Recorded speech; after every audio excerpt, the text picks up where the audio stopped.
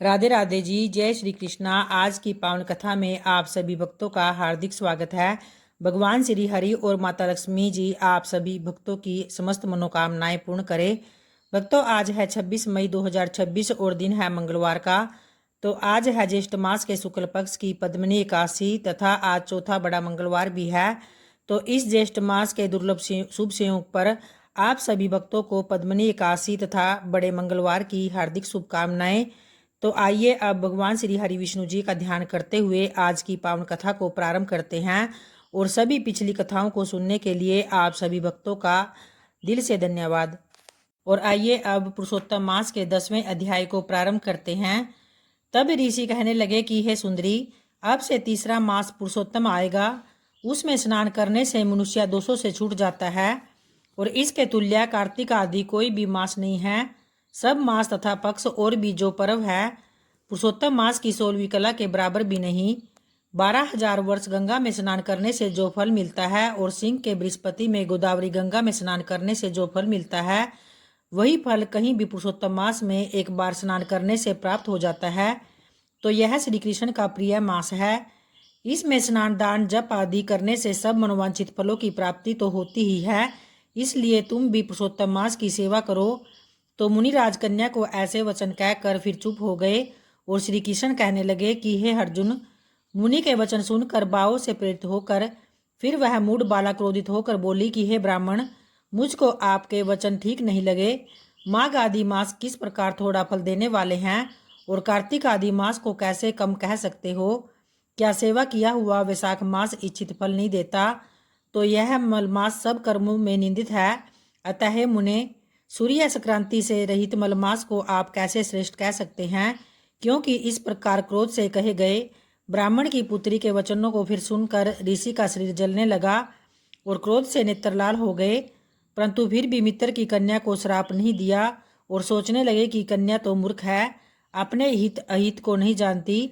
तो पुरुषोत्तम मास के महात्म्य का जो बड़े बड़े ज्ञानी भी नहीं जानते हैं, तो कम बुद्धि वाले पुरुष और कन्याएं कैसे जान सकती है? और यह बिना पिता की कन्या दुख रूपी अग्नि से सुलगती हुई मेरे अत्यंत उग्र श्राप को कैसे सहन कर सकेगी?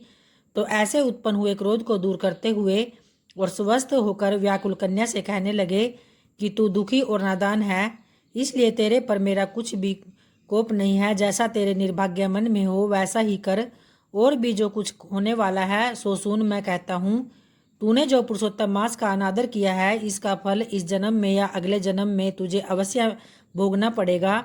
क्योंकि तेरा पिता मेरा मित्र था, इसलिए तुझको श्राप नहीं देता हूँ कि तू बालक है और अपने शुभ तथा अशुभ को नहीं पहचानती। तेरा कल्याण हो, मैं तो नारायण की सेवा में जाता हूँ। तो श्री कृष्ण कहने लगे कि ऐसा कहकर वह महाक्रोधित तपस्वी मुनि झटपट से वहां अंतर्ध्यान हो गए और उसी क्षण वह कन्या पुरुषोत्तम के प्रभाव से कांतिहीन हो गई और अपने मन में विचार करने लगी कि तत्काल फल देने वाली पार्वती प्रति श्री शंकर की आराधना करूंगी। तो ऐसा निश्चय करके वह अपने आश्रम में जाकर वह कठिन तप करने की इच्छा करने लगी। और फिर सुत जी कहते हैं कि वह बाला परबल मुनि के वचनों को निंदित कर तथा बहुत फल वाले विष्णु और सावित्री पति ब्रह्मा को छोड़कर अपने वन आश्रम में केवल शंकर भगवान की सेवा में लग गई। जय श्री कृष्णा। और आइए अब पद्म पुराण की कथा को प्रारंभ करते हैं, जिसमें कि आज मातली के द्वारा भगवान शिव और श्री विष्णु जी की महिमा का वर्णन किया गया है। ययाति बोले कि हे मातले, तुमने धर्म और अधर्म सब का उत्तम प्रकार से तो वर्णन कर दिया है। अब देवताओं के लोक की स्थिति का वर्णन भी करो, उनकी संख्या क्या है? जिस पुण्य के प्रसंग से जिसने जो लोक प्राप्त किया हो उनका वर्णन भी विस्तार से करो। तो इस पर मातली ने कहा कि हे राजन, देवताओं के लोक भावमय हैं, भाव के अनेक रूप दिखाई देते हैं, अतः भावात्मक जगत की संख्या करोड़ों तक पहुंच जाती है। परंतु पुण्यात्माओं के लिए उनमें से 28 लोक ही प्राप्य हैं, जो कि एक दूसरे के ऊपर स्थित और अत्यंत विशाल हैं।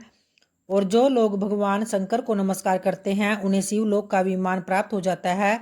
और जो प्रसंगवश शिव का स्मरण या नाम कीर्तन अथवा उन्हें नमस्कार ही करते हैं उन्हें अनुपम सुख की प्राप्ति होती है। फिर जो निरंतर उनके भजन में ही लगे रहते हैं उनके विषय में तो कहना ही क्या। जो ध्यान के द्वारा भगवान श्री विष्णु जी का चिंतन करते हैं और सदा उन्हीं में मन लगाए रहते हैं वे उन्हीं के परम पद को प्राप्त हो जाते हैं। अतः हे नरश्रेष्ठ, श्री शिव और भगवान विष्णु के लोग एक से ही हैं, उन दोनों में कोई भी अंतर नहीं, क्योंकि उन दोनों महात्माओं श्री शिव तथा श्री विष्णु का स्वरूप भी एक ही है। तो श्री विष्णु रूपधारी शिव और श्री शिव रूपधारी विष्णु जी को नमस्कार है। श्री शिव के हृदय में विष्णु और श्री विष्णु के हृदय में भगवान शिव विराजमान होते हैं। ब्रह्मा, विष्णु और शिव ये तीनों देवता एक ही रूप हैं, तो इन तीनों के स्वरूप में कोई भी अंतर नहीं, केवल गुणों का भेद बतलाया गया है। हे राजेंद्र, आप श्री शिव के भक्त तथा भगवान विष्णु के अनुरागी हैं, अतः आप पर ब्रह्मा, विष्णु और शिव तीनों देवता प्रसन्न हैं। हे मानद, मैं इंद्र की आज्ञा से इस समय आपके पास आया हूँ, अतः पहले इंद्रलोक को चलिए, इसमें बाद में क्रमशः ब्रह्मलोक, शिवलोक तथा विष्णुलोक को जाएंगे। वे लोक दहा और प्रलय से रहित हैं। तो पीपल ने कहा, हे ब्राह्मण, मातली की बात सुनकर नहुस पुत्र राजा याति ने फिर क्या किया, इसका विस्तार के साथ वर्णन कीजिए। तो सुकर्मा बोले, हे विप्रवर, सुनिए। उस समय संपूर्ण धर्मात्माओं में श्रेष्ठ निप्रवर याति ने मातली से इस प्रकार कहा, हे देवदूत, तुमने स्वर्ग का सारा गुण अवगुण मुझे पहले ही बता दिया है, अतः अब मैं शरीर छोड़कर स्वर्ग लोक में नहीं जाऊंगा, क्योंकि देवादिदेव इंद्र से तुम ही यहाँ जाकर कह देना, भगवान ऋषिकेश के नामों का उच्चारण ही सर्वोत्तम धर्म माना गया है। मैं तो प्रतिदिन इसी रसायन का सेवन करता हूँ, इससे मेरे रोग दोष और पाप आदि नष्ट हो गए हैं। अतः संसार में श्री कृष्ण का नाम सबसे बड़ी औषध है। इसके रहते हुए भी मनुष्य पाप और व्याधियों से पीड़ित होकर मृत्यु को प्राप्त हो रहे हैं। यह कितने ही आश्चर्य की बात है कि लोग कितने बड़े मूर्ख हैं कि श्री कृष्ण नाम का रसायन नहीं पीते। भगवान की पूजा, ध्यान, नियम, सत्य भाषण तथा दान से शरीर की शुद्धि होती है, इससे रोग और दोष सभी नष्ट हो जाते हैं। तदनंतर भगवान के प्रसाद से मनुष्य शुद्ध हो जाता है, और इसलिए मैं अब स्वर्गलोक को नहीं चलूंगा, क्योंकि अब मैं अपने तप से, भाव से और धर्माचरण के द्वारा भगवत कृपा से इस पृथ्वी को ही स्वर्ग बनाऊंगा। तो यह जानकर तुम यहाँ से जाओ और सारी बातें इंद्र से कह सुनाओ।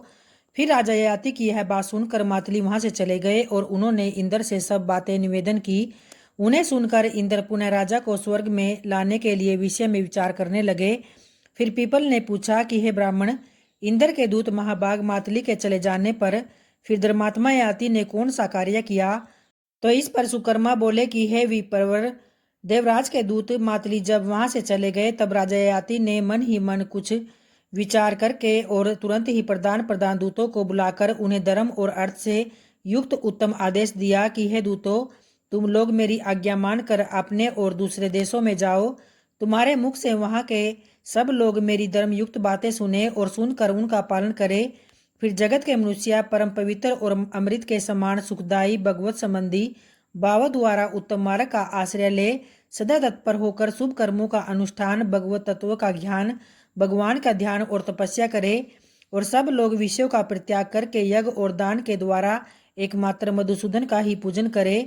सर्वत्र सूखे और गीले में, आकाश और पृथ्वी पर तथा चराचर प्राणियों में केवल श्री हरि का ही दर्शन करे। जो मानव लोभ या मोहवश लोक में मेरी इस आज्ञा का पालन नहीं करेगा, उसे निश्चय ही कठोर दंड दिया जाएगा और मेरी दृष्टि में वह चोर की भांति निकृष्ट समझा जाएगा।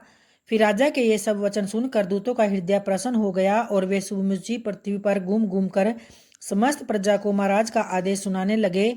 ब्राह्मण आदि चारों वर्णों के मनुष्यों, राजा याति ने संसार में परम पवित्र अमृत ला दिया और आप सब लोग उसका पान करें। उस अमृत का नाम है पुण्यमय वैष्णव धर्म। वह सब दोषों से रहित और उत्तम परिणाम का जनक है। भगवान केशव सब का क्लेश हरने वाले सर्वश्रेष्ठ आनंद स्वरूप और परमार्थ तत्व है। उनका नाम्य अमृत सब दोषों को दूर करने वाला है। अतः हे महाराज, ययाति ने उस अमृत को यहीं सुलभ कर दिया। संसार के लोग इच्छानुसार उसका पान करे। भगवान विष्णु की नाभि से फिर कमल प्रकट हुआ और उनके नेत्र कमल के समान सुंदर है। वे जगत के आधारभूत और महेश्वर कहे जाते हैं। पापों का नाश करके आनंद प्रदान करते हैं। दानवों और दैत्यों का संहार करने वाले हैं। यज्ञ उनके अंग स्वरूप माने गए हैं। तो उनके हाथ में सुदर्शन चक्र शोभा भी पा रहा है और वे पुण्य की निधि और सुख स्वरूप है। उनके स्वरूप का कहीं अंत नहीं हो सकता। संपूर्ण विश्व उनके हृदय में ही निवास करता है। वे निर्मल, सबको आराम देने वाले, राम नाम से विख्यात, सब में रमण करने वाले, मूर्दैत्य के शत्रु, आदित्य स्वरूप, अंधकार के नाशक, मल रूप कमलों के लिए चांदनी रूप लक्ष्मी के निवास स्थान, सुगुण और देवेश्वर हैं।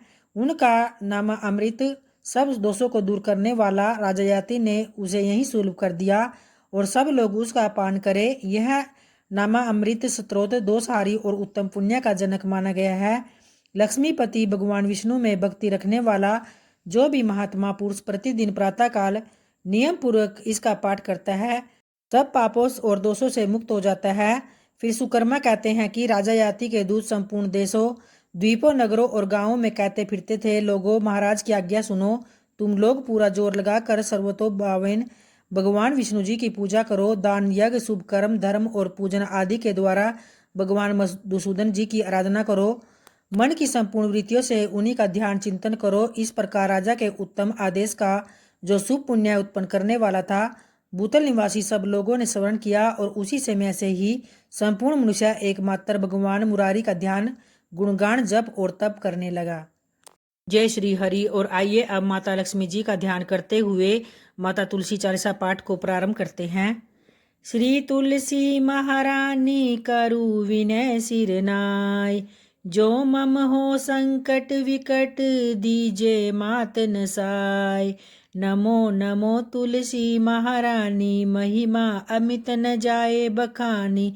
दियो विष्णु तुमको सन्माना, जग में छायो सुयस महाना। विष्णु प्रिया जय जयति भवानी, तिहु लोक की हो सुख खानी। भगवत पूजा कर जो कोई, बिना तुम्हारे सफल न होई। जिन घर तव नहीं होए निवासा, उस पर कर ही विष्णु नहीं बासा। करे सदा जो तव नित सुमिरन, ते ही के काज होए सब पूरन। कार्तिक मास महात्म तुम्हारा, ताको जानत सब संसारा।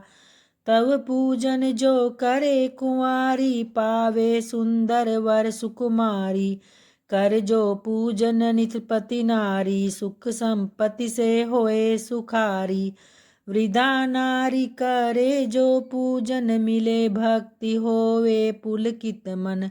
श्रद्धा से पूजे जो कोई भी, भवनिधि से तर जावे सोई।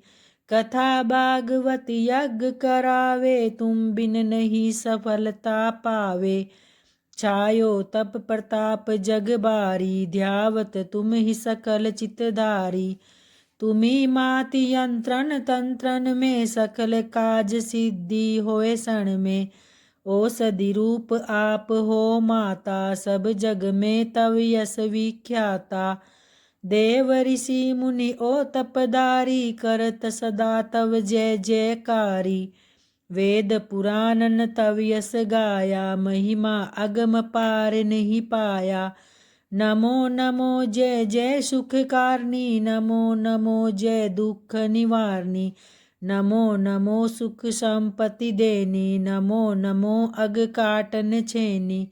नमो नमो भक्तन दुख हरनी, नमो नमो नमो दुष्टन मद छेनी। नमो नमो भव पार उतारनी, नमो नमो परलोक सुधारनी। नमो नमो निज भक्त उबारनी, नमो नमो जन काज संवारनी। नमो नमो जय कुमति नसावनी, नमो नमो सुख उपजावनी। जयति जयति जय तुलसी माई, ध्याऊ तुमको शीस नवाई। निज जन जानी मोहि अपनाओ, बिगड़े कारज आप बनाओ।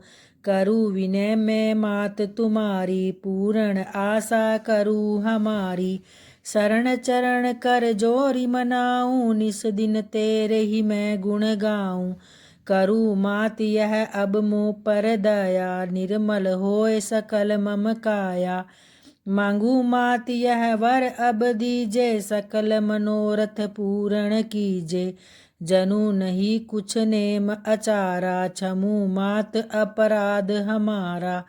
12 मास करे जो पूजा, तासम जग में और न दूजा। प्रथम ही गंगा जल मंगवावे, फिर तुम सुंदर स्नान करावे।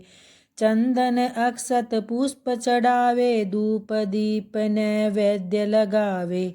करे आचमन गंगा जल से, ध्यान करे हृदय निर्मल से। पाठ करे फिर चालीसा की, स्तुति करे मात तुलसा की।